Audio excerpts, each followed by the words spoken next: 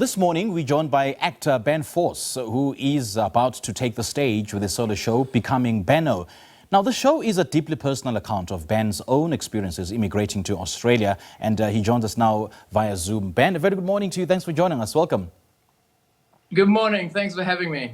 Now, Ben, just considering that humor is at the center of this show, how does it draw from your own experiences immigrating to Australia?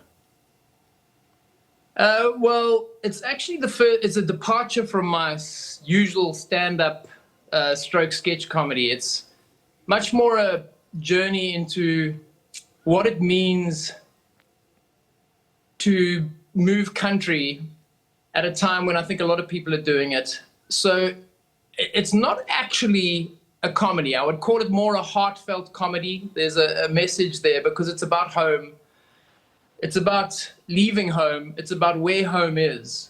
And obviously with a lot of people moving around the world at the moment and immigration is such a sort of hot topic, I think it's got relevance for a lot of people, whether you are South African, whether you're Australian, whether you're African or Asian or wherever you come from, you know. But what's at the heart of this narration? Are you talking to us about you being homesick, or you starting a totally new and different experience in Australia? Yeah, so the concept is that this guy is trapped in an immigration interrogation room at Sydney International Airport as he arrives, and his visa can't be validated. But his family are already living in Australia. And so he's in this no man's land between two countries, and he doesn't know, he's left one home, but he's not arrived at another yet. Yeah. And he doesn't know the outcome. So there's an intention for the audience, trying to work out, is this poor guy, a very likable South African, typical Sapphic character, is this guy going to be given a new home or is he not? Which I think is, I mean, you know, when you look at what's in the news at the moment, and the reaction of the sort of Afrikaans community to Trump's remarks, there's a sense that there are people who are desperate to be in another home. That's not my case. You know, I'm not desperate. I am open to a new adventure. And also very lucky enough to have a visa that allows me only to need to be in the country for 200 days over the next 5 years.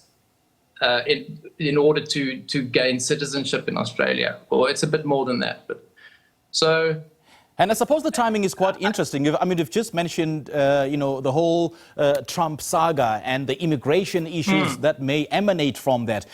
And as you mentioned earlier on, the show takes place in a border force interrogation room. What significance does this setting hold, and how does it reflect the themes of the show? Well, I think the significance is that it's not one home or another. It's not one place or the other. It's a sort of international no man's land, which is exactly where this character, and where I think quite a lot of people find ourselves. If you think about people with refugees coming to South Africa, you think about the refugee status in the United States. Australia itself has a huge sort of refugee stroke asylum program. There's so many people in the world that are adrift. You know, you look at the Gaza Strip. It's just, people are adrift. People's identities are uncertain. That's sort of on the negative side of it, let's say. But on the positive side, there are other people who are also adrift, who are choosing, because the world has become so much smaller, to just like up sticks and try something else. Yeah. And that's where I feel I am. Okay. And this little interrogation room explores those themes, to answer your question. Home, identity. You know, Ben, you've aroused so much curiosity. And for those wanting to feed their curiosity, where do they watch the show, just briefly? So I'm having just a one-night preview at the Santon Theatre on the Square on Monday night at 7:30. Great stuff. And then I'm going off to the Adelaide Festival in Australia to perform for a month and hopefully tour that country to see how it goes. Great stuff. Ben, great chatting to you, man. All the best, eh? Thank you so much for joining us. Thank you. Good stuff. That was Ben Voss, and many thanks to him for sharing the inspiration behind his story with us.